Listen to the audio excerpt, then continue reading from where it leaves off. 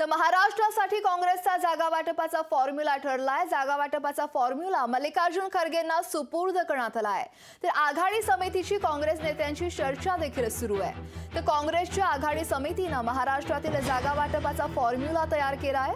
आघाडी समितीने त्यासाठी आधी महाराष्ट्रातील काँग्रेसच्या नेत्यांसोबत चर्चा करून त्यांच्या मागण्या समजून घेतल्या आणि नंतर जागा वाटपाचा फॉर्म्युला तयार करून अध्यक्ष मल्लिकार्जुन खरगे यांच्याकडे सोपवण्यात आलाय आणि या फॉर्म्युलानुसार काँग्रेसला 21 जागा मिळू शकतात। शिवसेनेला 18 जागा तर राष्ट्रवादी काँग्रेस शरद पवार गटाला 6 जागा मिळण्याची शक्यता आहे। तर प्रकाश आंबेडकर आणि वंचित बहुजन यांच्या आघाडीला देखील 2 जागा या देण्यात आल्या। तर महाराष्ट्रासाठी काँग्रेसचा फॉर्म्युला नेमका काय आहे पाहूयात ग्राफिक्सच्या माध्यमातून। तर काँग्रेससाठी 21 जागा, ठाकरे गट 18 जागा आणि राष्ट्रवादीला 6 जागा मिळण्याची शक्यता यातून वर्तवली जाते।